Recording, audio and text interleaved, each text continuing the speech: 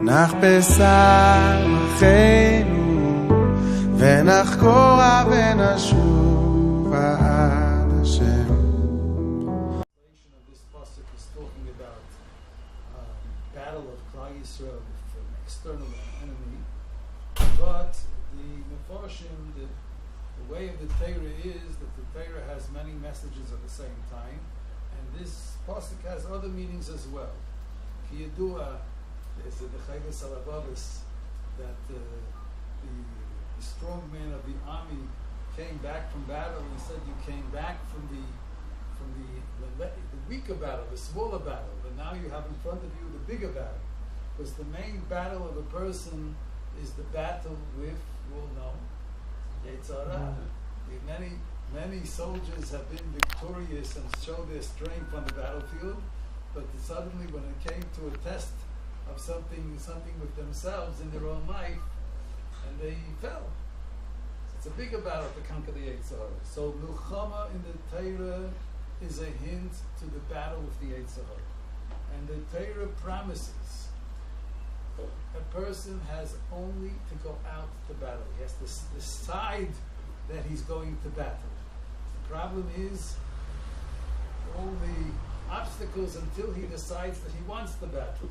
But if it becomes firm in his mind that he wants to battle and change something, so the Torah promises, Ki Teitzei l'mulchama alayvecha, if you go out to battle with your enemy, if you're sincere in this battle and you really want to battle, the Torah promises, Unesonoi Hashem Elokecha b'yadecha, you will be victorious. The Teitzei cannot win the battle if a person is sincere in the battle. Even if he doesn't have the power in himself, like it says in Chazal, Yitzroi shel Adam misgaber lo b'chol yom tamid. The Teitzei strengthens itself on a person every day, but and it's true, if HaKadosh Baruch Hu would not help the person, he could not conquer it. But the Torah promises that Hashem sends that the person does his part, what he can do. Unesonei Hashem Elokecha b'yadecha, the Rebbeinu Shalom helps a person to be victorious in this battle. After he's done, but he has to be Teitzei l'mulchama. Why is a person not going out to battle? What's the reason? It's very interesting. The first thing we have in front of us, the mitzvah of shofar. What does the Rambam write about the mitzvah of shofar? The Rambam brings down a pasuk. Says even though shofar, we don't know the reason for shofar. It's exeres hakosim. But remes yesh bo min hamikra. There's a remes from the pasuk. What's the remes from the pasuk? Uru yeshein mishnasche. That means wake up. That means the tachlis of the neshama is to wake a person up. The person in this world is sleeping. He's asleep. And a sleeping person cannot move. As long as a person is asleep, what can a person do when he's asleep? Can he do something? Nothing. So as long as he's spiritually asleep, there can be no change, can be no movement in the person's life. So before anything, the first step of the shofar is wake up. A person has to be wake up from his sleep. You know, once he wakes up from his sleep, he sees the situation, he can begin battling. First he has to wake up, because a person, even though he knows basic things, so is the way of the natural desires and run of life. Person is in life, he's constantly running through his various goals, which are the major goals of a person. He doesn't work on himself to be success in this world. Either he's under the lachatz of parnasa. It's not lachatz of parnasa. He sees his friend. It's all things of this world. And while he's running in the taivas of this world, he's asleep. The taivas of this world put a person spiritually to sleep, because he doesn't remember that he's only a guest in this world, and that the tachlis is not this world, the tachlis is the next world. I was thinking, there's a pasuk, it says, "U'nois Rasha te'avod tikva." I don't know if I'm saying the pasuk exactly, something like that. Te'avod tikvose, I don't remember exactly the pasuk. The Chayru, what does it mean, Mois Rasha? When the Rasha dies, he loses his hopes. What about the tzaddik? Because what are the hopes? Everybody loses hope in this world. You die, that's it. All the hopes that you have, that's it. They're all cancelled out. That's it. You're leaving everything. And the Teitzei is that all the hopes of the Rasha are to achieve material success in this world. The Rasha doesn't believe in the next world. He defines success in terms of this world. The tzaddik, to the contrary, is the opposite. All the hopes of the tzaddik is not to achieve. He doesn't define success in this world. The hopes of the tzaddik, he believes in the next world. So the hopes of the tzaddik is to get the schar mitzvahs in Olam Haba. Like Chazal tell us, schar mitzvah b'hai al meleka. In this world, there isn't schar for the mitzvahs. The main schar is the next world. So the whole tikva of the tzaddik is the next world. So when the tzaddik sees the mavis in front of him, he doesn't lose hope. To the contrary. Now all his hope was to achieve Olam Haba. Now he's approaching the Olam Haba which he hopes to achieve. So it's not extinguishing his hopes for Misa. He's bringing him closer to what he hoped his whole life. The son of Reb Chaim Volozhin, Yitzchak Volozhin, describes the approaching of Misa by his father Reb Chaim Volozhin of Gover Hadar. And he describes it in the beginning of his Akdom to Nefesh HaChaim. And he describes the process when his father was approaching death, how his father related. So he says that 1 minute his face was me'ir with a fantastic oil, and then with a fantastic light, and the next minute his face was black. And he explains what were the emotional things which were going on in his father. So it's for 1 minute he thought that now he's approaching what he worked for his whole life, the schar of the mitzvahs to be close to Hashem, to Olam Haba. But the next minute he thought that what he can do in this world, in a second, in the next world, we say, Hayoim, the Torah says, Hayoim la'asoisa, today to do. So Chachamim come and say, the world is divided in 2 stages. In this world, this is the world of asiyah, of doing. It's not the world of schar. Even though we find things in this world, the fruit, but it's not the schar. But there's punishment in this world, there's good things in this world, but the punishment is not the final punishment, the reward is not the final reward.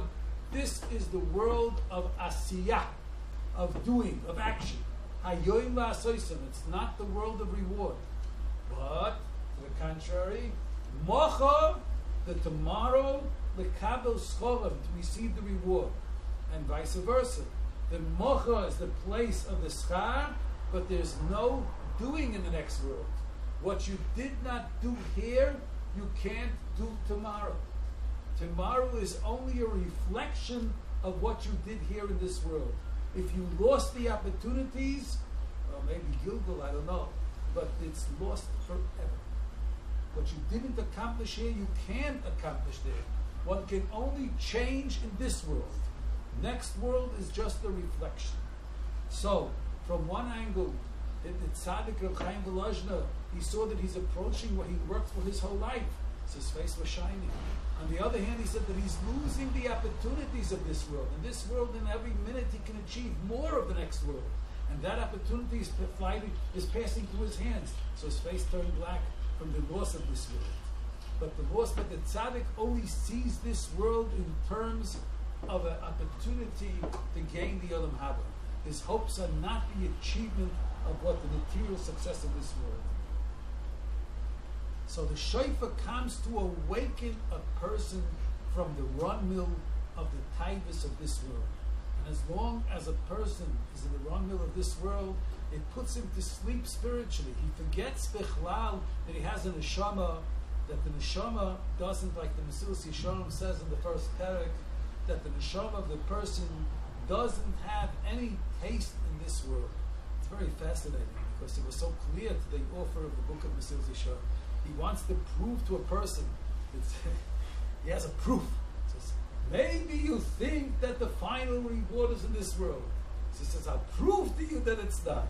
What's the proof that it's not? So he says, because if the tachlis of a person would be this world, Hashem would not have to have blown into him such a superior, such an elevated neshama. Since a person has a neshama, of course to accept this you have to be minded, but that wasn't by him pushing. He's not talking to people that don't have a mood. The people would believe in the Torah, but still maybe they think since in the Torah it's not written explicitly out of the Haba, maybe they think that the mitzvah is in this world, the sky. She says, but it says in the Torah, Vayipach ba'apov nishmas chayim. And Chazal say, it's, of course Hashem doesn't blow, Hashem doesn't have a mouth, so everything in the Torah when it speaks about a Kadosh Baruch Hu is only a mashal. So what's the mashal of blowing? That when a person blows, he blows from inside himself. So this is a mashal to express the elevated level of the neshama. Man the nofach midilei nofach. When somebody blows, he blows from the inside of himself. So it's as if the neshama is from the innermost place of the Creator Himself. So why does the person need such a neshama? He says this neshama doesn't have any taste in this world. The neshama only appreciates this world as a place for doing mitzvahs. And through the mitzvahs, if he has mitzvahs, then the neshama can be soivel, it can carry the burden of this world. But otherwise, all the taivas of this world are nimas, are most of the neshama. Yadua, the beginning of the Mesilas Yesharim, he brings the pasuk, Gam ha-nefesh lo yisemale, that the nefesh of a person is never full. Why is it that a person is never, Chazal say, Ein Adam met v'chatzi tavoto b'yodo. A person doesn't die even with having half of his desires of this world. Like it says, the Rabbeinu Tam brings the mashal to what? When a person fulfills his desires in this world, to what is it compared to? It's compared to a person who's at the sea and he's thirsty. So he decides to quench his thirst with a glass, no problem. I don't know if it's in the Goyim, there's a poem, it's a very good poem expressing this mashal. Water everywhere. You know, and not a drop to drink. So I'll call upon him, he decides he's going to quench his thirst, take a glass of water. What happens? He takes a glass of water from the sea, he's doubly thirsty. So is the same thing when a person is looking for sipuk. He's looking for satisfaction in this world. So he says he's going to get satisfaction. He's going to give in to his Teitzei, he's going to enjoy himself, enjoy life. So he's going to get satisfaction. So what's it compared to? The person that wants to quench his thirst at the sea. Because so Hashem made it. Ein Adam met the chatzit taivosa b'yodoi. He can never be satisfied. Gam ha-nefesh lo yisemale. Oyev kesef, somebody that loves money, lo yizbak kesef. He never has enough. You think you have to make me the first million? All right, now go take vacation, enjoy the money. Night and day, he's making money. He has 1 million. Oh, it's not enough. We'll have 2 million. When he has 2 million, no, I need 4 million. Oyev kesef, it's crazy. It's crazy. And that's the way one sees people, the rich people. The richest people don't enjoy what they have. They're busy making more. They have no time to enjoy, as if they have all the time in the world to live in this world. It's mishras. But Hashem made it that way. Why did Hashem make it that way? Because the inner identity of the person is the neshama, and that the unsatisfaction is the dissatisfaction of his ruchniistic tachlis, of his spiritual tachlis. The person with physical pleasures can never satisfy the neshama. And Hashem made it, it's a chesed of Hashem, that maybe he'll hear the voice of the neshama, and he'll come to find the truth, because a person wasn't put in this world just to enjoy. The person is in this world for a tachlis and a purpose. And as long as he doesn't fulfill that purpose, the neshama in the inside of the person is crying and crying. Just the taivas of this world deaden the voice that he should make some death, not to hear the voice of the neshama. He has to stop. But even though he quenches out, he tries with all the drugs, so to speak, of this world, to deaden the voice of the neshama, he doesn't succeed. That's why he wants more and more and more, because the neshama is never satisfied. And that's what the pasuk says. V'gam hanefesh lo yisamalech, mashal le'iroini shenasa bas melech. A simple man married a princess, the daughter of the king, and he sees that his bride is unhappy. Why is she unhappy? Because she feels an insult. What is she doing with this simple man? She's from his aristocracy. And he wants to make her happy, so he brings her all sorts of gifts.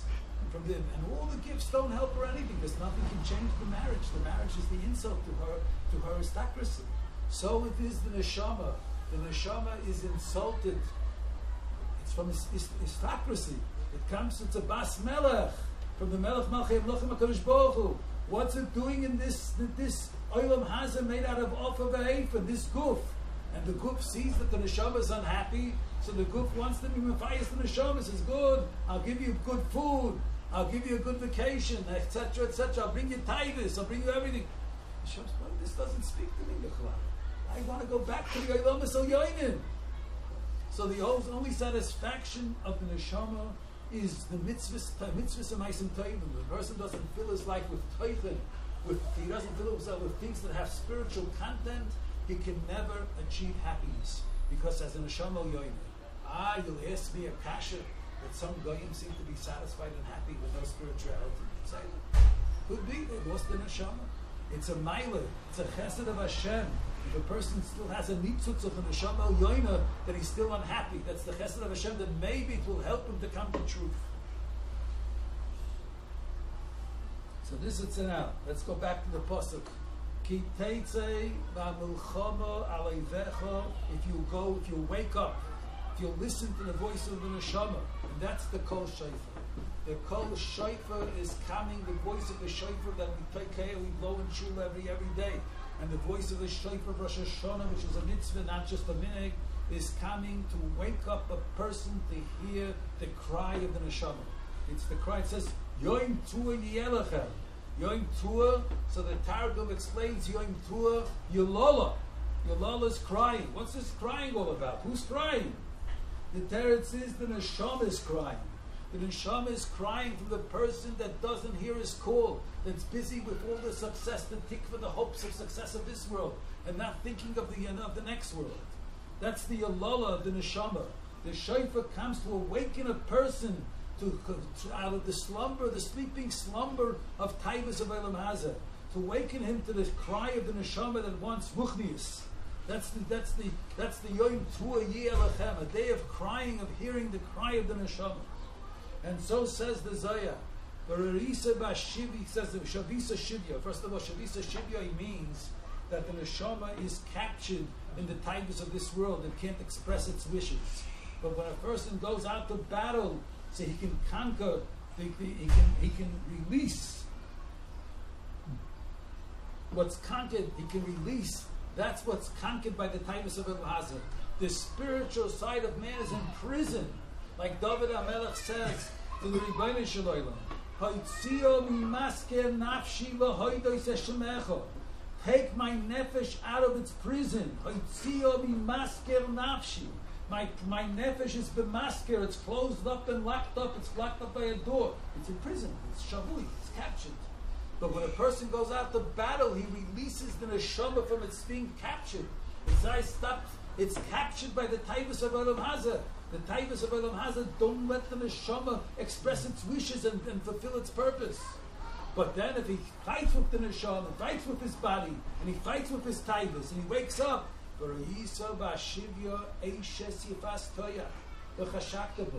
person goes out to battle with his taivas, he's awakened to the beauty of the neshama. He sees how he's imprisoned with the taivas. They weren't letting it. There's an Eishes Yefas Toya.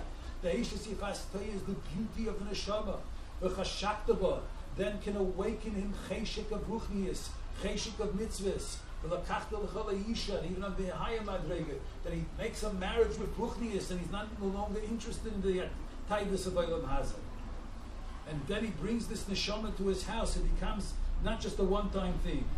And there, ubochso esavia. Here we get to Isaiah. Ubochso is very interesting. Ubochso esavia ves'imo yerach yomi. So the Arachaim HaKodesh brings a Zoya, and the Zoya says, what's this month that she spends crying, the Yifastoya? So the month that she spends crying, it says, which month this is talking about? So it says, Do Chodesh Elul. The month that this pasuk is talking about is the month of Elul. Now let's analyze the tears of the Yifastoya. What does it mean, and what does the Zoya mean? What does it represent to us? Here we have from the Zoya an eye-opener, so to speak, on the avodah of Chodesh Elul. What a person has to work on in Chodesh Elul. Ubochsa savia v'esima. There are many pshatim in this. First of all, we have to understand, part of tshuva is crying. It's true. But that's the next step. Beinu Yoina, when he speaks about the avodas haTshuvas, he explains that there are two parts to tshuva. Yazoi grosha darkoi, v'yishov v'machshavoisov, and then v'yoshav al Hashem b'rachameu. He brings the contradiction in Psukim. There's azivas hachet, and then there's returning to Hashem. What's the returning to Hashem? Charota, that he cries about the past. But he says, but then there's moida v'oizeit. He cries about the past. He says vidui, and then he leaves the chet. He says, if a person did a chet one time, then he does charota. But if a person is in a way of a chet, it's not al derech mikri. He has a ways which are far from Hashem. That's not the way to cry about the ways, because that's just to the opposite. The person cries about changing and he doesn't change.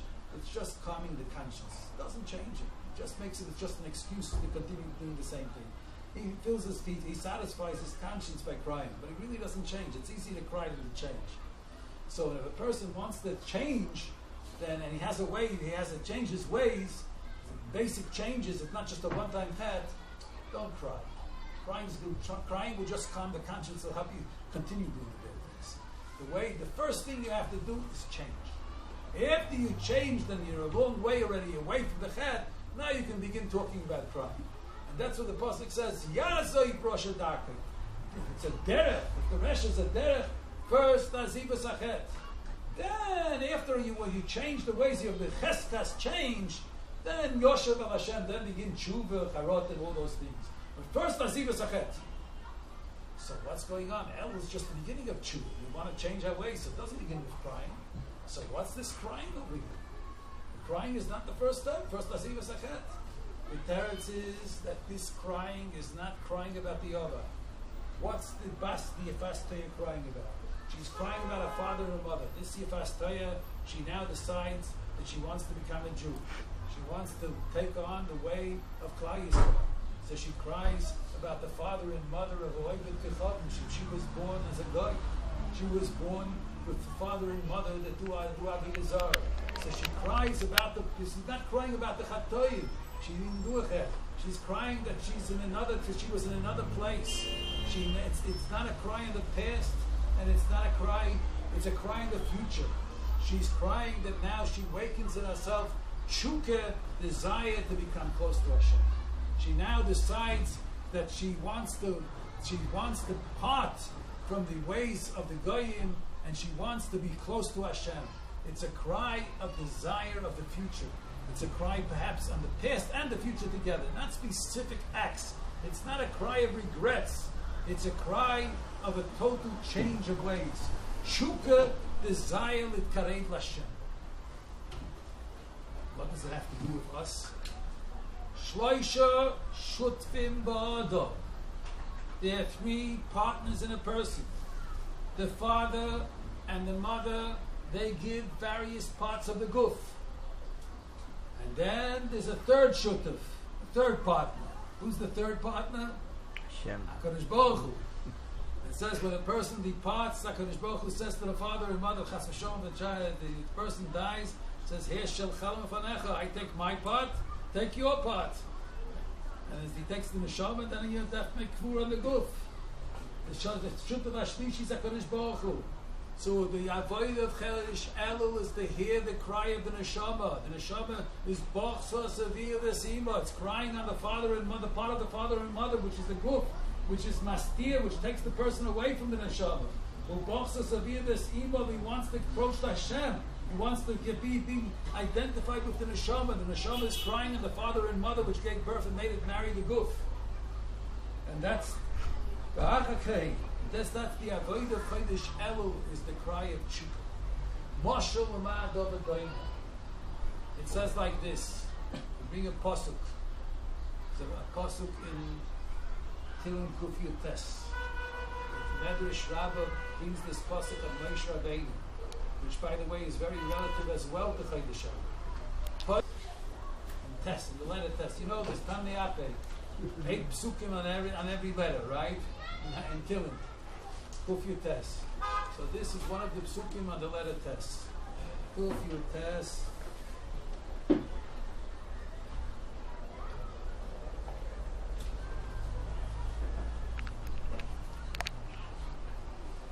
Yeah, it's the seventh pasuk, the seventh pasuk for test. Toivli, I'll say it right. Toivli ki unesi leman elmat chukecha. The word unesi is from the word inui, like v'nisem es nafshoseichem an Yom Kippur.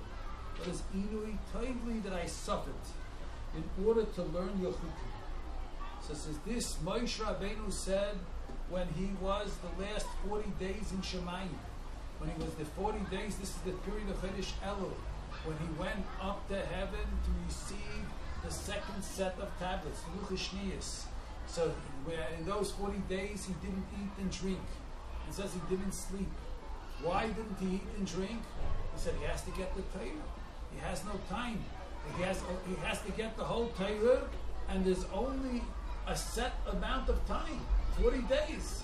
How is he going to get the Torah in these 40 days? If he goes to eat and drink, he's going to lose out. He'll lose out on Torah. If he goes to sleep, he's going to lose out. So Moshe Rabbeinu had an enormous chukah, an enormous desire for Torah. He didn't. It's not that he decided as a kapara to make himself suffer and not eat and sleep. He just had no time. His great chukah for chachma didn't allow him to sleep and eat. That's the Aboyim Yoim Shalayachalti V'Loishasis. Vadai, there's a machloikas. So how was he kayam? One says he was kayam from Ziv. The Medrash asks, so from everything in this world needs mezainis, needs food to live. So what did Moshe live from in those 40 days? One says he lived from Ziv Hashchina, the light of the Shechina. The other one says he lived Milach Moshel Torah. The Torah gave spiritual life. So he was in this grass, he was enveloped, Moshe Rabbeinu, in these 40 days with an enormous shukah to get close to Hashem. This is the bochsa esaviyah ves imori yerach yomim of Chodesh Elul. Shukah to become closer to HaKadosh Baruch Hu. That's the pasuk. Toivli ki unesi. This imui wasn't stammen imui. Leman elmad, I suffered, I gave up this world. Leman elmad chukecha, in order to learn your Torah. It reminds me of the story that Rabbi Yochanan and Ilfa, Rabbi Yochanan, they were going on the derech, and Rabbi Yochanan, it seems he had a lot of riches. They passed one field, and Rabbi Yochanan said, "This I sold in order to learn Torah." Then they passed another place, and Rabbi Yochanan said, "This I sold to learn Torah." And the other one began crying. What did you leave for your old age? Everything you sold. Rabbi Yochanan said the opposite. He gave away something which has no value for something which is the Oimei Elohim. I don't remember exactly the Lashon. The Gemara. He gave up. That's Toivli Ki Unesi. I gave up. He gave up the momentary pleasure. The man elmat chukecha. That inui, because of that, he got Moshe Rabbeinu. That says because of that the Luchas Shniyos had a prophet. So says the Medrash. Let's understand what it means. The Medrash says that there was an ashiras, there was a wealth in the second tablets that didn't exist in the first tablets. That the first tablets were only esed dvorim, and the Luchas Shniyos with Medrash, Agoda, Halachas, and then it was multiplied the Koyach HaTorah.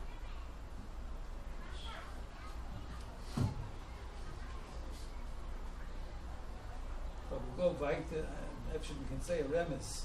The next parsha right after Yifastaya, Kisiena leish shtei noshim, ha'achas ahuva v'achas snua. I want to say some words.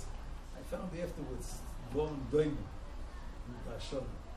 Who are the two women? Man is married in this world to two women. Every man is married to two women. He has a neshama. Sometimes he's married to his neshama and he wants to satisfy his neshama to do Torah's mitzvahs. And most of the time he's busy satisfying his physical needs. He has to eat, he has to drink, he has to sleep. But he's busy. He needs the parnasa. He needs parnasa. He needs a place to live. But so he has shtei noshim. The shtei noshim is one is Olam Hazeh Tevis Hakuf. The other isha is the neshama. Ha'achas ahuva, ha'achas snua. Which one is ahuva? Which one does the person love? Naturally, of course, this world. Ha'achas ahuva. He's in this world. So the mitzvahs he does, he has to fight with him. The mitzvah is a snua. It's not when he loves. He believes in it. He has a munah. His mecheves hayetza. This world he enjoys. That he loves. The mitzvah is himdus Hashem b'simcha. That's already a big ma'atreiga. Ha'achas ha'uva v'achas snua. V'yoldu loy bonim ha'uva v'asnua. The meisim of a person, they're called his children. Eile Teldus Noach ish tzadik. Teldusayim shel tzadikim heim ma'aseyim ha'tayvim. The meisim are the children of a person. The guf has bonim. These are the types of Olam Hazeh, and the neshama has bonim. The yodu like bonim. He has meisim from the guf and meisim from the neshama. Ahuv v'asnua. V'hoya bein abchor, but the ikar, the bein abchor, that has to be like that. Is lasniya. Because the Yikif told us what remains of a person is the mitzvahs of meisim toivim. It was Hoya bein abchol lasniya, the main ben is lasniya. V'hoya b'yoyim anchilo yezbonov. When it comes the time anchilo yezbonov, when does a person leave over his inheritance to his bonim?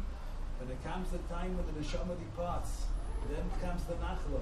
The nachlo of the guf, of the things of this world, go over to the bottom in Olam Hazeh, and he himself gets his nachla, the neshama gets his nachla in Olam Hazeh. V'yoy manchilu es bono v'sashiyeloi, v'yuchol levake, then will become nikah, v'yuchol levake es ahuva b'nei, then he can't make more important. While he's here, he wants to make more important the b'nei ahuva from this world. V'yoy manchilu es bono, v'yuchol levake es ben ahuva b'nei ben absur. Yes, Abchol ben Asur Yakiloi. You'll have to recognize that he's the Ikar, that the Neshama is the Ikar. Vaseslo Pishnayim. B'chol HaShayesh. What's Pishnayim? Who gets Schar, double Schar. A person, every time he does a mitzvah, he has to give up something of this world. If it be bigger the mitzvah, he gives up more things. And he looks that he's giving up. Yoiman Chilu is Bonav. When it comes to Tashlum Schar, HaKadosh Baruch Hu is Yakiloi, Vaseslo Pishnayim. First he'll get separate schar. Whatever he was mevater for Olam Haba, he'll get separate schar. He'll get a separate schar on the vita, on the Mesiras Nefesh. The greater the Mesiras Nefesh, the greater schar. Outside of that, for the Ikar Pula, for the Ikar Mitzvah, he'll get a separate schar for the Mitzvah itself. He says, Ben Asnua, which in his lifetime he was the Ben Asnua, and he recognized that this was the Ikar. Yaakil Aseslo Pishnayim. He'll get Pishnayim. Everything he was mevata, he'll get schar. And every mitzvah will get rewarded separately for what he was mevata, what he gave up from Olam Hazeh, and for the mitzvah itself. The Sesla Pishnayim v'chol ha'shei what's ki the emes is loy mishpat abchayra. The ikar, the b'chayra, what has to be the main thing in the person's eyes is the ben asnua. The ben asnua is what he hates in this world, doesn't realize, which is the ikar, which is the Olam Haba. So we learned up to 2 parashas. נח בשר אחינו ונחקורה ונשוב עד השם. נח בשר אחינו ונחקורה